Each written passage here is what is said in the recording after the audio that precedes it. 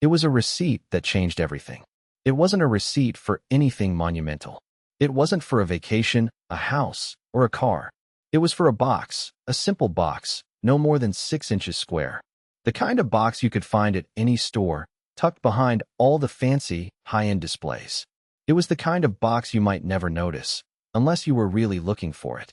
I found it on the kitchen counter, tucked underneath a pile of bills and half-eaten takeout containers. It had been left there, discarded, as if it was just another piece of trash. But it wasn't trash. It was the box I had bought her. The one that I had spent weeks obsessing over. The one that had taken all my attention, all my focus, all my care. I was just about to head to bed when I saw it. My heart dropped when I noticed the barcode sticker on the side of the box. A small part of me had hoped I was mistaken, that it was just some random item she'd bought. But no. I picked it up and saw the receipt, the one from a store I knew she'd visited with her friends just the week before. I thought about confronting her, but I couldn't. Not yet. Not with something this strange. My mind was racing, the thoughts tumbling over each other like a waterfall. Was this some kind of mistake? A joke? Maybe it was just a gift for someone else. She'd never had a problem buying gifts for her friends before. Maybe I was overreacting. But as I studied the receipt, a gut feeling told me it was more than that. The receipt showed the item, clearly listed, custom jewelry set. The same set I had bought her for our anniversary. The one that had taken months to design. The one I thought she would absolutely love, because she had mentioned it, oh, so many times. But now it wasn't here, in the box I had placed so carefully in our living room, waiting for the special moment. It wasn't anywhere to be found, except on this receipt, stuffed under a pile of paper, as if it was the most insignificant thing in the world. The next morning, when I confronted her about it, her reaction was strange. She didn't get defensive. She didn't apologize. She didn't even seem surprised. She just looked at me with that vacant expression and said, "Oh, I thought you wouldn't mind. I thought you would understand." What was there to understand? Why wasn't she as excited as I had hoped? Why didn't she appreciate the effort I had put into it? I could feel the frustration building inside me. The more she spoke, the more I could sense something was off. It wasn't just the gift. It was everything. The way she was acting, the things she wasn't saying. The mystery of the receipt didn't end there. Oh no, the truth wasn't even close to being uncovered. That night, after she had gone to bed, I decided to take matters into my own hands. I grabbed my phone and searched for the store on the receipt. It was a small boutique, nothing special, but they carried high-end jewelry. I called them. I knew the chances of speaking to anyone were slim, but I had to know. To my surprise, someone answered. And when I asked about the jewelry set, the person on the other end hesitated, then said something I couldn't believe. Actually, yes, that set was purchased, but it wasn't for a personal occasion. What do you mean? What was it for? The woman on the line paused for a moment. Then she said, almost too casually, it was bought for a display. A charity auction, to be specific. A charity auction? For my anniversary gift? I didn't know what to think. My mind reeled. She had bought the gift with the intention of donating it? She hadn't even told me? This wasn't just a surprise, it was a betrayal. And that was just the beginning. I didn't sleep that night. How could I? Every time I closed my eyes, I saw that receipt again, the one for the jewelry set I had painstakingly chosen. My mind kept spinning. There were too many questions, too many things I couldn't understand. Why had she hidden it from me? Why had she bought the set only to give it away? There was no explanation that made sense. The next morning, I asked her about the call I made. I was calm, but I felt something gnawing at my gut, something I hadn't felt before. Lucy was different. She wasn't the woman I thought I knew. She sat on the couch, scrolling through her phone, not even looking at me. "I told you," she said without looking up. "I thought it would be better for a good cause." "A good cause," I repeated, my voice trembling slightly.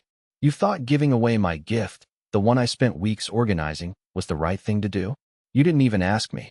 You didn't even tell me you were going to donate it." Her eyes finally met mine, but they weren't apologetic. There was no remorse, no regret. She wasn't sorry. In fact, she seemed almost detached. "Greg, you've been so wrapped up in your work lately," she said, shrugging. "I thought you wouldn't care.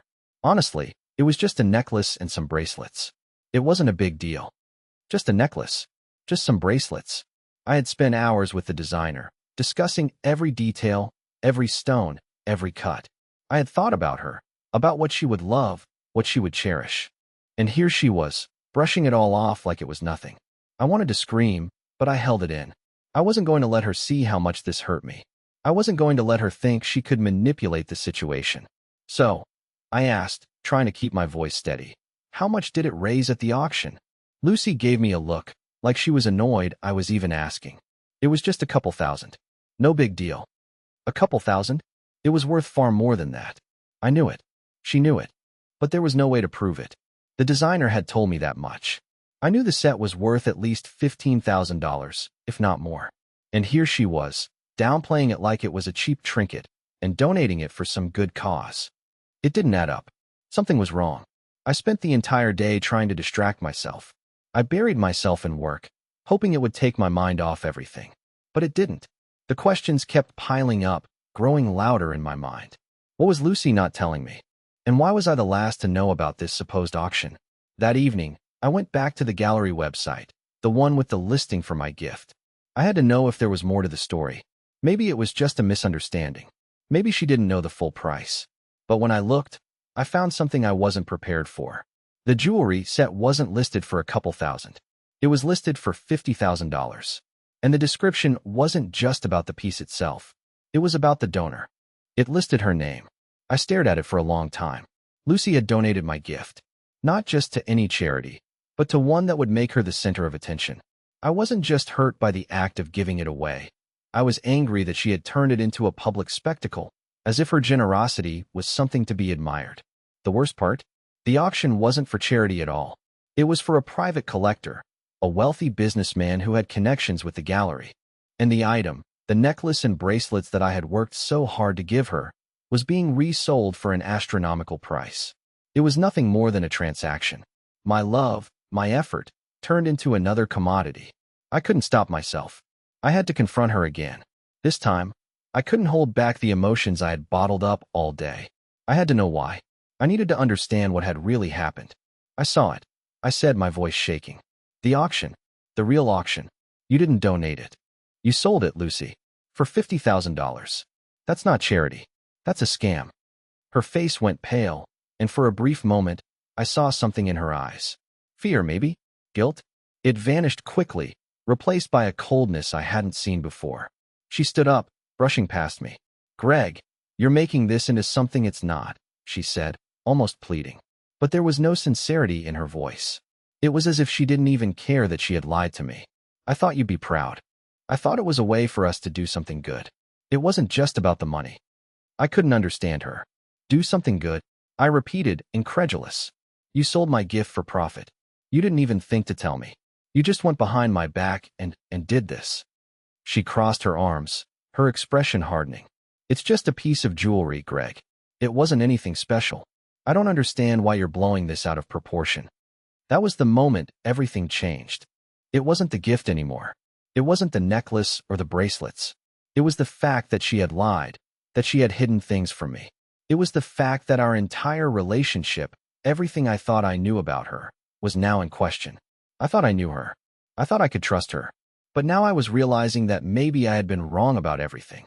It was almost as if I were living in a nightmare I couldn't wake up from. The more I tried to make sense of what Lucy had done, the more the truth twisted itself, like a puzzle with missing pieces. I couldn't shake the feeling that there was more to her actions, more to the way she was acting, than just a careless mistake.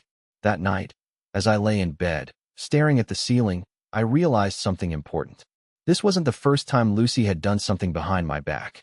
She had always been the kind of person who wanted to keep up appearances, to show everyone that she was the perfect partner. But I had never seen her do something like this before, something so cold, so calculated. It wasn't about the money. It wasn't about the jewelry. It was about control. She had made a decision, taken an action, and assumed I'd just go along with it. That's what hurt the most. But I had to be careful. I wasn't going to let my emotions cloud my judgment. If there was one thing I had learned in our relationship, it was that Lucy could be manipulative.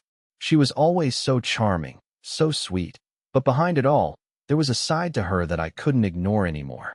The side that hid things from me, the side that lied when it suited her, the side that didn't care about how much something meant to me, as long as it served her purpose. I had to get to the bottom of this. I had to know why she had done this, why she had lied about it, and why she thought she could get away with it. But as the days went by, things only got more complicated. Lucy was acting like nothing had changed.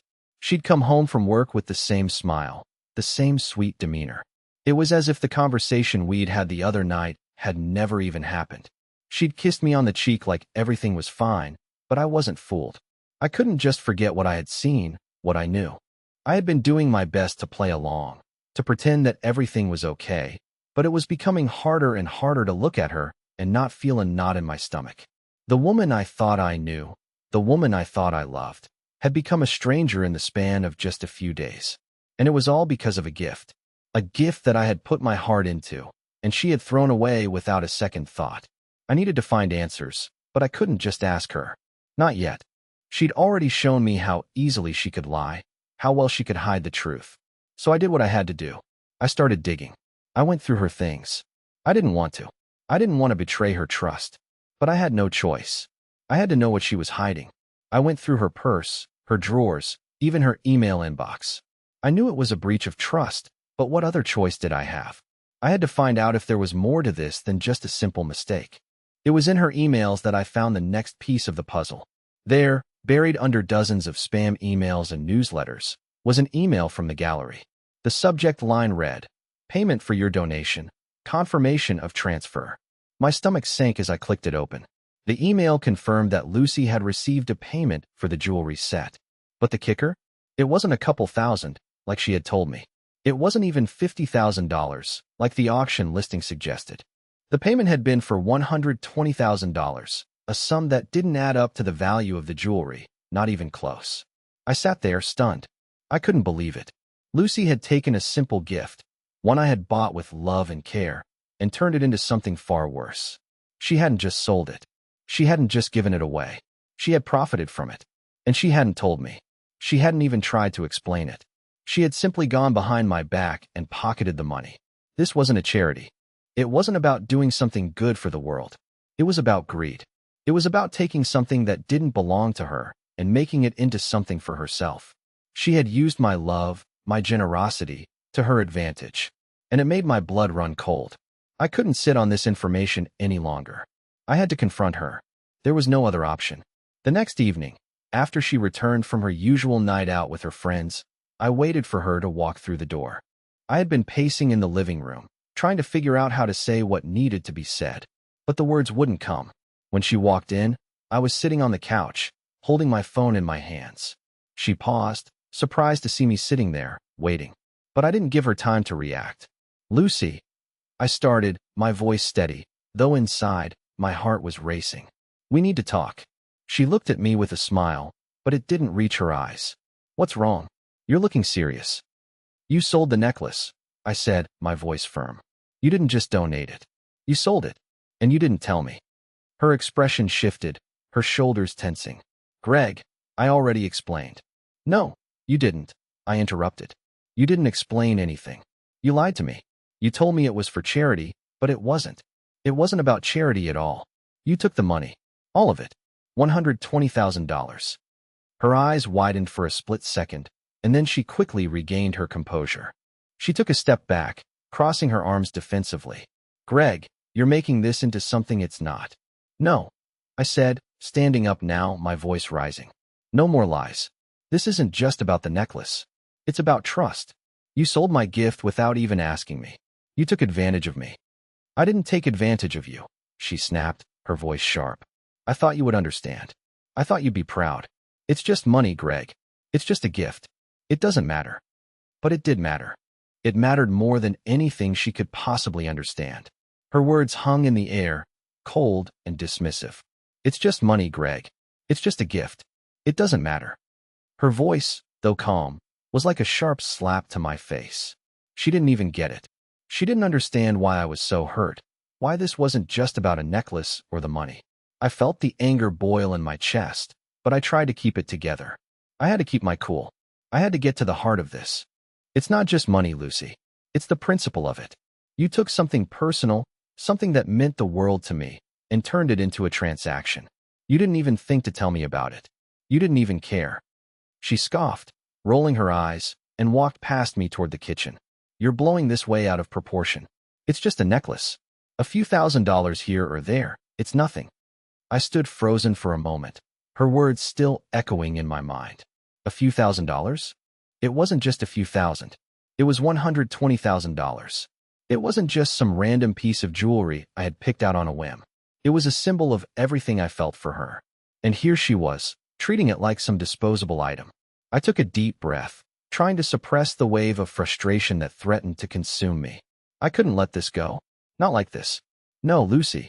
This isn't just about the necklace, and you know it, I said, my voice barely above a whisper. It's about respect. It's about trust. Her back was still turned to me as she rummaged through the fridge, ignoring me completely. Trust? Respect? Greg, I don't know what you're talking about. I couldn't stand it anymore. You don't get it, do you? You never do. I took a step closer, my hands shaking slightly as I clenched my fists. I gave you my heart, Lucy. I gave you something meaningful, something I thought would bring us closer. And you just tossed it aside, like it didn't matter. Like I didn't matter. She turned to face me, finally dropping the nonchalant facade. Her eyes narrowed. You're acting like this is the end of the world. It's just a stupid gift, Greg. Just a damn necklace. Why can't you let it go? The words stung more than anything she had said so far. She didn't even understand why I was hurt. She didn't see that this wasn't about the jewelry. It was about everything I had given her, everything I had put into this relationship. The love, the effort, the care. She had taken it all and thrown it out with no remorse. I felt a sharp pang of realization. Maybe it wasn't just the gift that hurt. Maybe it was that this wasn't the first time she had treated me like this. I'd just never seen it so clearly before. Lucy wasn't the woman I thought she was. She wasn't the woman I'd fallen in love with. I was starting to see the cracks, the lies that had been building up over time.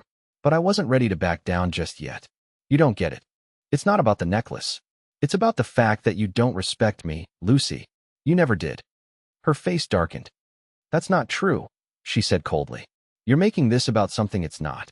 I don't owe you an explanation. I could feel the walls closing in. This wasn't just an argument. It wasn't just a fight about a gift anymore. It was about everything. The foundation of our relationship was crumbling before my eyes. And Lucy wasn't even trying to stop it. She wasn't trying to fix it. She was just making it worse. I stood there for a moment, staring at her, trying to keep my composure. I don't even know who you are anymore, I whispered. She didn't respond. Instead, she turned back to the fridge, like nothing had happened, like she hadn't just destroyed everything we'd built together. It was like I was invisible. I felt like I was suffocating. The anger, the hurt, the confusion, it all bubbled to the surface. And for a split second, I felt like I might lose it. I had to get out of that room. I had to clear my head. I turned to leave, but before I could reach the door, she spoke again, her voice dripping with something I couldn't quite place. You think I don't care? Fine, Greg. Let's see if you're really willing to walk away over something so trivial. I stopped in my tracks, my hand on the doorknob. What's that supposed to mean? She smirked, turning back to face me. You think this is the only thing I've been hiding from you? You have no idea what's really been going on. Her words hit me like a ton of bricks. What do you mean? I asked, my voice low, filled with dread. She took a step forward, and I could see a shift in her expression. The coldness, the detachment, had disappeared. But now, something else was there. Something darker. You think you know everything, Greg. But you don't. The silence in the room was suffocating. My heart raced, but I couldn't bring myself to say anything more. I just stood there, waiting for her to continue. She took a deep breath. I've been living a double life, Greg, and I don't think you're ready for the truth. I froze. The room felt colder, the air heavier. What do you mean?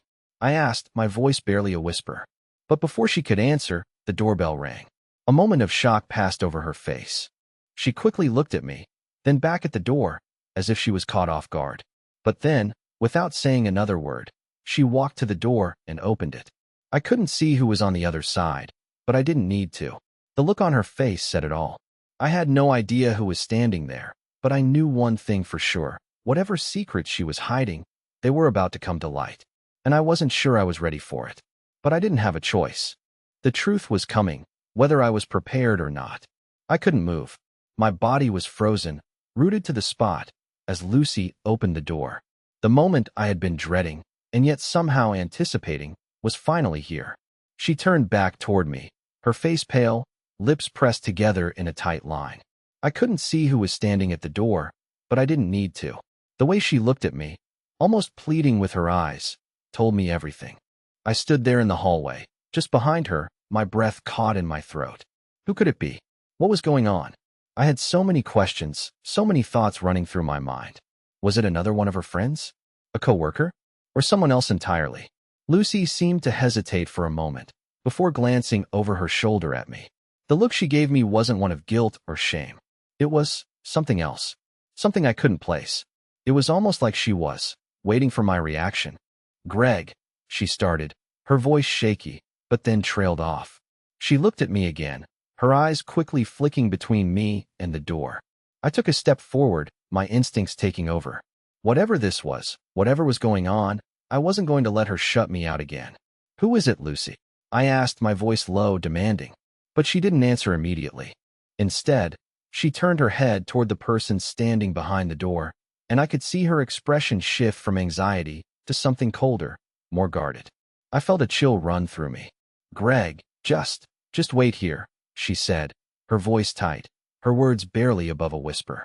She took a deep breath before adding, "It's not what you think." But that was the problem, wasn't it? Everything up until now had been exactly what I thought. I had been ignoring the signs, hoping that I was wrong, but Lucy had been hiding something from me. Something big.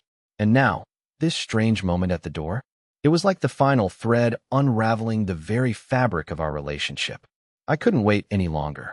I had to know what was going on. I pushed past her, stepping into the living room, and when I saw who was standing in the doorway, my stomach dropped. It was a man I'd never seen before. He was tall, with broad shoulders, wearing a dark suit that looked out of place in our small apartment. He had sharp features, a neatly trimmed beard, and eyes that were cold, almost calculating. His gaze locked with mine immediately, and for a second, I thought I saw a hint of recognition flicker in his eyes. But it wasn't from me. It was from Lucy. "Greg," Lucy said, her voice trembling now. "This is Andrew." Andrew. The name echoed in my mind, but I couldn't place it. Was this one of her old friends? A colleague? Why did he seem so familiar to her? I stared at him, trying to make sense of the situation, but all I could feel was a knot of suspicion tightening in my chest. I glanced back at Lucy, whose face had gone pale, her hand nervously twisting a strand of her hair. "What's going on?" I demanded, my voice rising now. "Who is he? Why haven't you told me about him?" Lucy opened her mouth to speak, but before she could say anything, Andrew stepped forward. His posture was confident, almost too confident. "I'm sure Lucy's told you about me," he said, his voice smooth and calm, as if this was all normal, as if he expected me to be completely fine with it. "We've known each other for quite a while." My mind raced. Known each other? For how long? I couldn't believe what I was hearing. Every instinct in me told me that something wasn't right, that I was on the edge of discovering something that would shatter everything I thought I knew about my relationship. Lucy looked at me, her eyes desperate, but she still didn't speak. It was like she was waiting for me to react, waiting for me to accept whatever this was. But I couldn't. I wasn't going to. "I don't understand," I said, my voice low and steady despite the storm raging inside me. "You never mentioned him before. Why would you hide him from me?" Andrew smirked slightly, as though he found this whole situation amusing. "Maybe she didn't want to complicate things," he said casually, crossing his arms. "But I can assure you, Greg, nothing's going on. We're just old friends." That's when it hit me. Something about his demeanor, the way he stood there, relaxed, as though he had every right to be in my home, in my life, sent a wave of disgust through me. I wasn't just dealing with a stranger. I was dealing with someone who had been too close to Lucy, too familiar. "You're not just old friends," I spat, unable to hide the anger anymore. "Who are you really? What is this?" The silence that followed was suffocating. Andrew didn't flinch. He didn't even look nervous. He was too confident. But Lucy's face changed, her expression shifting from fear to something darker, something I hadn't seen before. She opened her mouth to say something, but I cut her off before she could speak. "No," I said firmly, my voice breaking through the tension. "Tell me the truth, Lucy. Now." And that's when it all came crashing down. Lucy's eyes finally met mine, and for the first time, I saw something I hadn't seen before. Real guilt. Real fear. Greg, she said, her voice barely above a whisper. I didn't want you to know, but it's time you did. She paused for a long moment, her face twisted in confusion and regret. Andrew is more than just an old friend. He's... But before she could finish, Andrew stepped forward and cut her off with a sharp gesture. You don't need to hear the rest, he said, his tone cold and final. You're in too deep now. I could feel everything inside me start to unravel. What the hell was going on? And why did it feel like my entire life was about to collapse? I needed answers. I deserved answers. And I wasn't going to let them get away with this. The truth was coming, and I was going to find it, no matter how deep I had to dig. The room felt suffocating. Lucy's gaze shifted from me to Andrew, and I could see the hesitation in her eyes. It was like she wanted to say something, but at the same time, she was afraid of the consequences. The silence between us was unbearable, the tension palpable. My mind was racing, trying to piece together the fragments of the situation, but nothing made sense. Who was this guy really? Why hadn't Lucy told me about him? Why did he feel so entitled, standing there like he had every right to be in my life? Enough with the games, I snapped, my voice sharp. Who is he, Lucy? And why didn't you tell me about him? Why does he look like he owns this situation? Andrew's smirk deepened, and I could feel the heat rising in my chest. Lucy opened her mouth to speak, but I wasn't going to let her off the hook this time. Not after everything she had hidden from me. I needed the truth, and I needed it now. Greg, please, she said softly, her voice barely above a whisper. She stepped toward me, her hands trembling slightly. It's complicated. I didn't want you to find out like this. I didn't want it to ruin everything. Ruining everything? I repeated, disbelief flooding my voice. You already ruined everything the moment you lied to me. The moment you let him into our lives and kept him a secret. You're not even sorry, are you? Lucy's face twisted in anguish. I am sorry, Greg. I really am, she said, tears welling in her eyes. But it wasn't enough. The damage was done, and I couldn't unsee the betrayal. I didn't mean for it to get this far, she continued, her voice breaking. But I didn't know how to tell you. I didn't know how to explain. Explain what? I demanded. What is so hard to explain? Tell me everything. Andrew finally spoke, his tone cool and detached. She's been living in denial, Greg. She thought she could keep this from you forever. But the truth always comes out. He glanced at Lucy, his expression unreadable. You might want to sit down for this. Lucy looked away from me, her face pale, her hands still trembling. She couldn't even look me in the eye anymore. This was no longer about the necklace, about some foolish mistake. This was bigger, deeper, something I wasn't ready for. Greg, Lucy whispered, her voice barely audible. I've been seeing Andrew for months. We've been together, and I didn't know how to break it to you. I never meant for you to find out this way. But he's not just some old friend, as he's been pretending. He's been more than that. He's been everything I've wanted, everything I've needed. My chest tightened as her words sank in. I couldn't breathe. I felt like I was drowning in her confession. I tried to process it, try to understand how my world had been turned upside down in just a matter of minutes. But I couldn't. She had been seeing him behind my back, for months. Months of lies, months of betrayal. And I had never known. I took a step back, almost feeling dizzy. So all those times, all those nights when you said you were working late, or out with friends, that was a lie? My voice cracked with disbelief. You were with him, weren't you? While I was here, waiting for you, thinking everything was fine. Lucy's silence was the answer. She couldn't deny it anymore. And all this time, I thought it was just a mistake. I continued, my voice shaking with anger. I thought maybe you didn't know what you were doing. But this is deliberate. You've been playing me. You've been living this double life, and I've been the fool. Andrew stepped forward again, but this time, I couldn't take it. I couldn't stand him standing there like he had some right to explain. I spun around, pointing a finger at him. Get out. Now. He didn't flinch. He didn't move. Greg, calm down. There's more you need to know, he said in his smooth, unbothered voice. I don't care about what you have to say, I snapped. Get out of my house. Lucy finally broke down, her shoulders shaking with sobs. Please, Greg, she cried, her voice pleading. I never wanted to hurt you. I didn't know how to stop this, how to make it right. I stood there for a moment, watching her crumble in front of me. And in that moment, I realized that everything I had thought I knew about our relationship was a lie. Everything had been built on false promises, on deception. I walked toward the door, still shaking with anger, and without turning back, I said, I can't do this anymore. I can't live in a house full of lies. Lucy's voice broke through the air, but I didn't stop. Greg, please, don't leave. But I didn't turn around. I couldn't. My mind was screaming for me to get out, to leave it all behind. And I did. I walked out, leaving the life I had known, the woman I thought I loved, in the dust. But as I drove away, something inside me snapped. I wasn't just walking away from Lucy. I was walking away from a lie that had lasted far too long. I didn't know what was going to happen next, but I knew one thing for sure. I wasn't going to let her get away with this. I wasn't going to let her think she could ruin my life, then just walk away like nothing happened. I was done being the fool, and I was going to make sure she knew that. The truth had come out, but this wasn't the end. It was just the beginning. I didn't know where I was going. I had no destination, no plan. I just knew that I had to get away from her, from everything. The confusion, the betrayal, the lies, they all felt suffocating, like they were closing in on me from all sides. I couldn't breathe. My thoughts were a whirlwind of anger, frustration, and disbelief. I drove for hours, not caring about where I was headed, not caring about anything except escaping the chaos of my own life. But no matter how far I drove, I couldn't shake the images that kept flooding my mind. Lucy's face, her tear-streaked cheeks, Andrew standing there with that smug expression on his face, like he had already won, like he had already taken everything from me.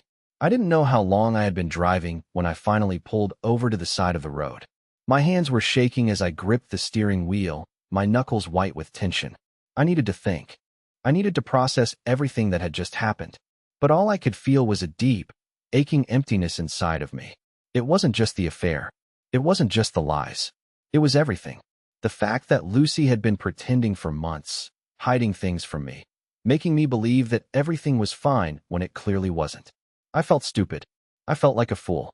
All this time, I thought I knew her. I thought I understood her. But I didn't. I had been living in a fantasy, a lie she had created, and I had bought into it without even questioning it. I looked at my phone, and for the first time in what felt like hours, I noticed a missed call. It was from my friend, Jake. I hadn't talked to him in weeks, but I knew he would want to know what was going on. I debated whether or not to call him back. I wasn't sure if I was ready to talk to anyone, but I knew I couldn't keep bottling everything up. I needed to unload. I dialed his number and waited for him to pick up. It rang twice before he answered. Greg. Jake's voice came through the phone, thick with concern. Man, where the hell are you? I've been trying to reach you. I'm fine, I said quickly, trying to sound calm, but I could hear the tremor in my voice. I needed some space. There was a pause on the other end of the line before Jake spoke again, his tone more serious. I'm not going to let you brush me off, man. What happened? You sounded off in your text, and now you're driving around like a damn madman. What's going on? I took a deep breath, feeling the weight of everything pressing on me. I couldn't hold it in anymore. Lucy, she's been seeing someone else. She's been lying to me for months, and I just found out about it. The silence on the other end of the line was deafening. Jake didn't say anything for a long moment, probably trying to process what I had just told him. What? Wait, she's been cheating on you? Yeah, I replied, my voice thick with emotion. And it's not just about the affair. It's everything. The lies. The secrecy. She's been hiding this whole side of her life from me, and I didn't know. I feel like an idiot. Jake exhaled sharply. Man, I'm so sorry. That's messed up. You don't deserve that. You don't deserve any of this. I rubbed my temples, trying to calm myself. The tears that had been threatening to fall finally spilled over, and I couldn't stop them. I wasn't the type to cry in front of others, but right now, it felt like the only way to release everything that had been building up inside of me. I don't know what to do anymore, Jake, I admitted. I thought I had everything figured out. I thought Lucy and I were solid, but now I don't even know who she is. I don't know if I can trust her again. You don't have to make any decisions right now, man, Jake said, his voice calm and understanding. Take a step back. Get some space. You need time to process all of this. Don't rush into anything. And if you need to talk, I'm here for you. You're not alone in this. I felt a small sense of relief just hearing Jake's voice, the reassurance that I wasn't completely alone. But as the conversation ended and I hung up the phone, the reality of the situation hit me again. I was alone. Lucy had made her choice. And now, I was left to pick up the pieces of a shattered relationship. The worst part? I didn't even know if I wanted to try to fix it anymore. I spent the next few days in a daze, not really caring about anything. I went through the motions, pretending to function, but inside, I was falling apart. I still couldn't wrap my mind around what Lucy had done. She had betrayed me in the worst way possible, and I didn't know if I could ever look at her the same way again.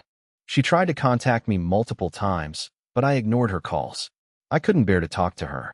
I didn't want to hear her excuses, her explanations, her apologies. The damage was done. The trust was gone. Then, out of nowhere, I received a package. It was from Lucy. My heart sank as I stared at the box, knowing that whatever was inside, it wouldn't make a difference. She had already taken everything from me. But curiosity got the best of me, and I opened it. Inside was the jewelry set. The same one she had sold. The one she had given away without a second thought. There was a note attached. I opened it slowly, my hands trembling as I read the words. "I'm sorry for everything, Greg. I never meant to hurt you. Please forgive me." The words felt hollow, empty. There was no sincerity behind them. She had done this to herself. And now, I was the one who had to live with the consequences of her actions. But as I held the jewelry set in my hands, something clicked inside me. This was it. I was done. There was no going back. I couldn't forgive her, not after everything. The woman I thought I knew was gone, and in her place was a stranger who had stolen my heart, my trust, and my future. And I wasn't going to spend one more second of my life trying to figure out how to fix what she had broken. It was over, and I was done. The only thing left to do now was to move on. But where would I go? What would I do? The road ahead was uncertain, but one thing was clear. I wasn't going to let her destroy me. I would rebuild my life, piece by piece, even if it meant walking away from everything I thought I knew. This was the beginning of my new life, and I was ready to start over. It took some time, but after everything that happened, I knew I had to let go. Not just of Lucy, but of the life we had built together. It was hard at first. The pain, the betrayal, it lingered in my mind like a constant echo. I would lie awake at night, thinking about everything that had gone wrong, everything I had lost. But eventually, I came to a realization. I didn't need to keep holding on to something that had broken beyond repair. I spent the next few months finding myself again, rebuilding the pieces of who I was before I let myself get lost in someone else's life. It wasn't easy. There were days when I felt lonely, days when the weight of it all threatened to drag me down. But there was a quiet strength that I discovered inside myself, a resilience I didn't know I had. I started focusing on the things I had neglected. I took up painting again, something I hadn't done in years. I reconnected with old friends, people I had pushed aside for far too long. I even took a trip on my own, something spontaneous, something for me. I didn't need anyone's approval or validation anymore. I was doing this for myself. As the days turned into weeks, and the weeks into months, I started to heal. I started to feel like me again, and that was the most freeing feeling in the world. I wasn't defined by my past, by the mistakes I'd made, or by someone who had chosen to betray me. I was stronger now. I was moving forward. And then, out of nowhere, I met her. Her name was Emma, and she was everything I had been missing. Not because she was perfect, but because she made me feel whole again. She wasn't someone who wanted to fix me. She didn't see me as some broken project. She just saw me for who I was, flaws and all. And that's what made the difference. We met at a coffee shop one rainy afternoon. I had just gotten off a long call with a friend and was lost in my thoughts when I saw her sitting across the room. She had this warmth about her, this easy smile that made everything feel lighter. I felt a spark of something, but I didn't rush it. I wasn't looking for another relationship, not really. But when she smiled at me and started up a casual conversation about the rain, something clicked. We talked for hours, about everything and nothing. It felt natural, easy, like we had known each other for years. By the time we parted ways, I realized that for the first time in a long time, I wasn't thinking about my past. I wasn't thinking about Lucy or the pain I had carried for so long. I was just present. We exchanged numbers, and soon after, we started seeing each other more. And it was different this time. I wasn't rushing.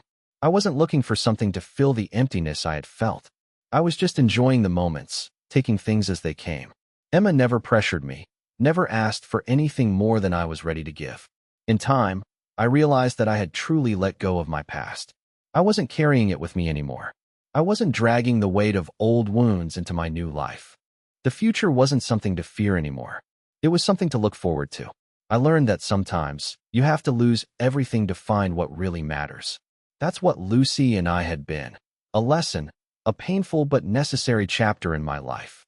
It wasn't something I regretted because it taught me who I was, who I could be without anyone else's influence. I didn't need anyone to define me.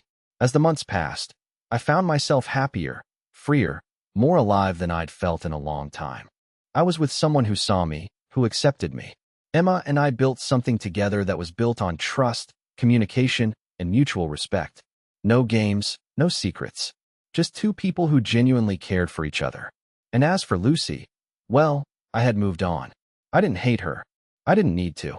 I had forgiven her, but I had also learned that sometimes the people you love aren't meant to stay in your life forever. They can't always be the ones to help you grow. And that's okay. I had my life back. And I had a future, a bright, unshakable future, with someone who made me feel whole again. It wasn't perfect, but it was real. And that was all I needed. This was my second chance. And I was finally living it.